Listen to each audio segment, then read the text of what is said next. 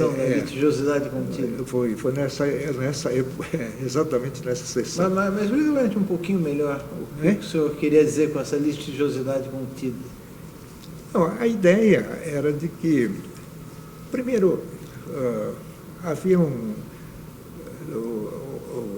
hoje a concepção de assistência judiciária é muito mais assistência jurídica, mais ampla, quer dizer, não é só resolver o problema no judiciário, mas orientar e informar para os cidadãos terem a percepção de que tem direito violado. Porque a grande maioria não sabe que tem direito violado. Eles são analfabetos, ou funcionais, ou absolutos, né? Eles não entendem a lei que são editadas, que muitas têm uma complexidade danada, né? Muita coisa nem nós que somos formados em direito entendemos. Eu me lembro que, nessa época, uma lei de locação, havia um artigo que trazia fórmula matemática, mas quem que ia entender essa fórmula matemática? Então, a ideia era de que, para ter verdadeiro acesso à justiça, a pessoa tem que saber que existe um direito, que o direito dele está lesado. Isso, pela situação brasileira, a pessoa não tinha essa possibilidade. Então, aí já tinha uma litigiosidade contida e em muitos casos, como não havia porta de acesso facilitada, a pessoa simplesmente renunciava ao direito, né? Batida de carro, citava-se muito o problema dele. Até me gozavam com isso. O tintureiro passa o ferro e queima uma calça, mas para quem vai reclamar, vai para a justiça? Então, o conjunto dessas situações que eu entendia, né, que era uma litigiosidade contida em que o judiciário ou não tinha conhecimento, não tomava conhecimento, ou era extremamente formalista, demorada, até cara, para ter acesso, né? E como que o projeto aí evoluiu nesse sentido? Aí? Bom, aí... Dar uma resposta a essa litigiosidade contida. Aí o Piquet Carneiro, ele percebeu que ele podia ter apoio da PAMAGES. Aí pediram que indicasse alguém da PAMAGES, eu fui indicado junto com o Dinamarco, e outros, acho que o Lagrasta também, né? E aí reelaboramos todo o projeto.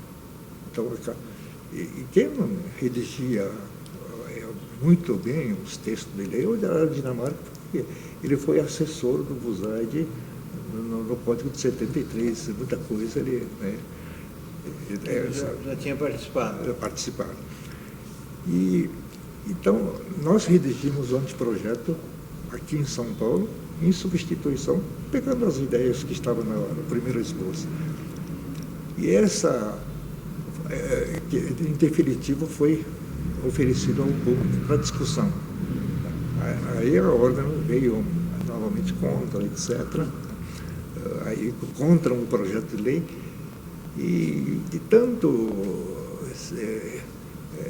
tantas críticas que ele tinha, principalmente pela relativização da capacidade postulatória do advogado, né, exclusiva do advogado, no fim houve uma solução de consenso com a ordem federal. O Conselho Federal ouviu, negociou e, por exemplo, em relação à capacidade postulatória, até metade, a competência era até 20 mil no primeiro projeto. Então, até 10 mil sem necessidade de advogado. De 10 a 20 mil com advogado. Aí solucionou. Uma outra questão. E atendeu a OAB isso? Atendeu a OAB. E a parte de execução, né, foi tirada do projeto. Ficou só o processo de conhecimento. A lei de 84. Que era ainda um juizado informal ainda, não era? Tinha isso? Não, juizado formal. Juizado formal. Formal, inclusive, um juizado, um sistema próprio, com segunda instância, formado pelos juízes de primeiro grau. Fizeram alguma mudança estrutural. Já nessa lei de 84. Nessa lei de 84. Até hoje prevalece essa competência que está ajudando muito a crise do judiciário, porque as causas julgadas pelos juizados especiais não vão para o STJ. Né? Sim. Podem eventualmente para o STF. Né? STF, mas agora com a arguição da como chama? Repercussão geral, né? etc., é muito difícil de se subir. Né? Mas o sistema, até Dinamarca, nós conversamos, olha, o professor Buzaide era praticamente o pai do Código em vigor. Nós estávamos mudando alguma coisa do Código. E aí nós fomos, nós dois, a Brasília para explicar para o professor Buzaide que era apenas um projeto que estava permitindo acesso a uma camada mais humilde da população. E que na época o professor Buzaide ainda era ministro. Que era ministro, eu acho que já era ministro Supremo. Supremo naquela época. Né? Porque ele foi ministro de Estado, ministro da Justiça, né? Isso. Depois foi ministro do Supremo. Era do ministro do Supremo. Aí ele entendeu a ideia básica e ele deu apoio, concordou. Esse cuidado era importante para... É uma estratégia, né? Para ter apoio ao projeto. Apoio ao projeto. E depois, você mencionou juizado informal. Como é que surgiu esse juizado informal? O tribunal, como a lei era de implantação facultativa pelos estados, não havia obrigatoriedade, o estado que quisesse poderia implantar o juizado como previsto na lei. O estado de São Paulo não quis. O Tribunal de Justiça teve alguma dúvida, não sei, e preferiu aguardar a experiência dos outros estados. Mas nomeou uma comissão. Nessa comissão estávamos Dinamarca, o Valdemar Marito Oliveira, né, pai do Antônio Carlos, e eu. Aí o Bruno de Afonso André diz, olha, se vocês quiserem começar só com a conciliação, o tribunal aprova essa experiência. Aí nós montamos o JIC, o Juizado Informal de Conciliação. Aí que surgiu o informal. O informal. Por isso que eu lembrava que tinha começado no informal. Aqui em São Paulo. Aqui em São Paulo. Esse juizado informal teve como modelo o Juizado Informal de Conciliação do Japão. Que lá tem um juizado só de conciliação. Não tendo solução, a parte que decida se vai para o contencioso ou não. Né? Mas tem uma peculiaridade lá, a possibilidade de o juiz se sentir que uma solução ambas as partes vão aceitar, ele pode dar uma sentença no juizado de conciliação nesse sentido. E as partes não reclamando, está solucionada a questão. Aí vale como sentença. Como sentença. Isso é um modelo que até podíamos... Mas aqui o juizado informal era só conciliação. Só conciliação. Se tivesse conciliação, o juiz homologava. Exatamente. Se não tivesse, as partes iam ter que entrar com processo. Exatamente. Mas o sucesso foi tanto que nos primeiros meses o índice de acordo era de 90%, 80%. 80%, 90%? 80%, 90%. Mas eram questões bastante simples, né? E mesmo naqueles casos em que não havia acordo, as partes saíam satisfeitas da sessão, disseram, eu fui ouvido. Né? Eu consegui falar na cara da parte contrária o que eu queria, eu estou satisfeito. Né? Então havia uma satisfação popular muito grande. Né? Como funcionava à noite, depois do término do expediente, muitos juízes, né, promotores, também participavam dessa sessão. O juizado da informática teve início lá na Lapa, né, e no juizado da Lapa, e foi um sucesso. E na instalação esteve o presidente do Supremo, Moreira Alves, era presidente supremo, E ele disse uma coisa que fez vários desembargadores que tinham dúvida aderirem também ao movimento. Ele diz, olha, na fala de inauguração, ele diz, nós, acho que é 14 anos de judicatura minha, ele disse, esta é a melhor experiência que eu estou presenciando. Isso mais ou menos que ano era? A lei é de 84. 84. Em 85 nós criamos esse juizado em forma de conciliação. Mas depois o índice foi caindo, porque os advogados perceberam que, não havendo acordo, não tinha consequência. Entendeu? E aí o índice de comparecimento foi reduzindo, caindo. Aí o tribunal converteu esses JICs, outros, JICs se formou em outras unidades também, várias comarcas. Foram transformados em juizado de pequenas causas. Se não houvesse acordo, o juiz podia sentenciar.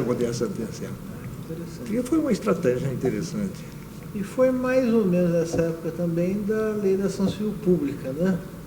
A lei é de 85, a lei da ação civil pública de 85. 347, né? Não, 7347, isso. Isso, 85. É. Essa também tem uma histórica, sempre a liderança da Ata Pellegrino, né? Que havia estudos bastante avançados na Itália sobre direitos difusos, mas os italianos discutem demais, né? Mas para implementar uma proposta eles levam mais tempo. Aqui eu acho que toma-se primeiro a iniciativa para implementar, depois começa a discutir. Depois. É. Mas surgiu praticamente nesta faculdade também, porque a ADA organizou um evento sobre tutela de interesses difusos. Né? Primeiro, um evento para discutir. E com o patrocínio da APAMAGES, do Departamento de Direito Público aqui da faculdade, e algumas instituições aqui da faculdade também. E fizemos um encontro, participaram várias pessoas, o doutor Dotti, por exemplo, Paraná veio, Boneira Alves do Rio também participou. Foi um evento muito bom, discutindo sobre vários temas. E ao término desse evento, o presidente da APAMAGES, que é o desembargador Vaz de Andrade, ele propôs a criação de uma comissão para estudar um projeto de lei para implementar aquelas ideias todas. E a ADA, que assumiu o comando, fizemos nós fomos em 4 nomeados, né? Dinamarca, a própria ADA, Valdemar Maris e eu. Fizemos algumas reuniões na casa da ADA e esboçamos um projeto à base. Né? E discutimos em vários congressos, né? No Paraná, no Rio Grande do Sul, etc. E depois o Ministério Público também estava participando. Mas havia, essa é uma consideração, talvez que muita gente não concorda, mas havia uma preocupação de o Ministério Público ganhar espaço, uma autonomia maior. Já era aqui do Estado de São Paulo tinha uma autonomia muito boa. E sugeriu, apresentou um projeto pegando a base que nós tínhamos redigido, colocou um inquérito civil privativo do Ministério Público.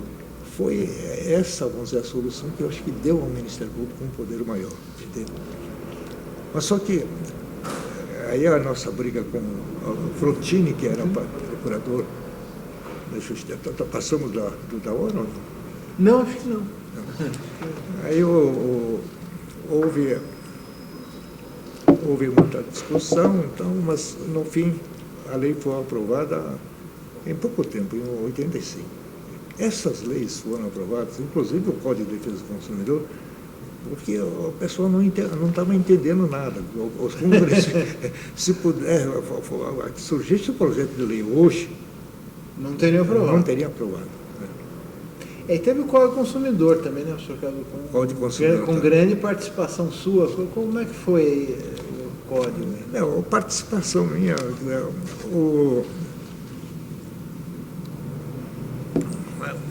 essa comissão, quem era fazia parte do Ministério da Justiça, exatamente naquela, não sei se é comissão, um setor que cuida da defesa do consumidor do Ministério da Justiça, era Flávio Bierbach. E ele, antes da a Constituição ser promulgada, em 88, antes já nomeou uma comissão para redigir o anteprojeto do Código do Consumidor, porque estava antes da promulgação, mas já estava no texto discutindo isso. Aí ele nomeou 5 membros, né? A ADA coordenando. Nessas coisas todas, você vê sempre a presença da ADA, uma coisa impressionante. E depois o Filomeno José Geraldo Brito. Geraldo Brito, e mais 3, e eu fiz parte, para redigir o anteprojeto do Código. Hoje o ministro Herman Benjamin está... Herman Benjamin não fez parte da comissão inicial, mas essa comissão é que convidou o Herman Benjamin, Nelson Neri e vários outros que participaram, que foram fundamentais, né? E houve vários incidentes, mas no fim a parte, por exemplo, processual ficou a nosso cargo, a professora Ada e eu, nós redigimos aquela parte processual. Então, como nós tínhamos já a ação civil pública de 85, era uma forma de completar a disciplina de 85.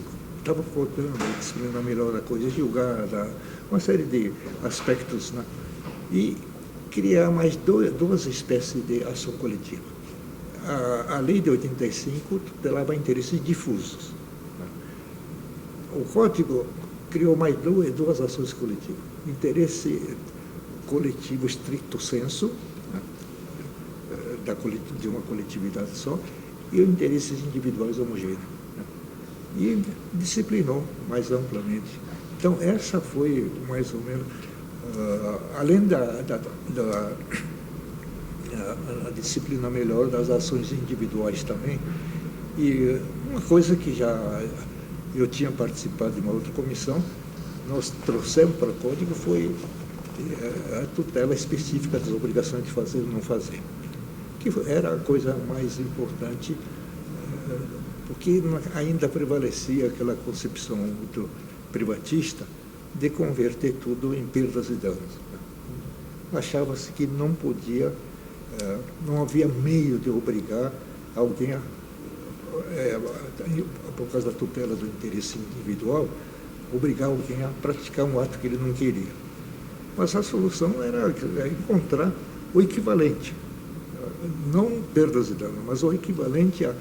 Então, sentença do juiz, valendo como, por exemplo, escritura definitiva, já existia essa solução no nosso sistema, adjudicação compulsória.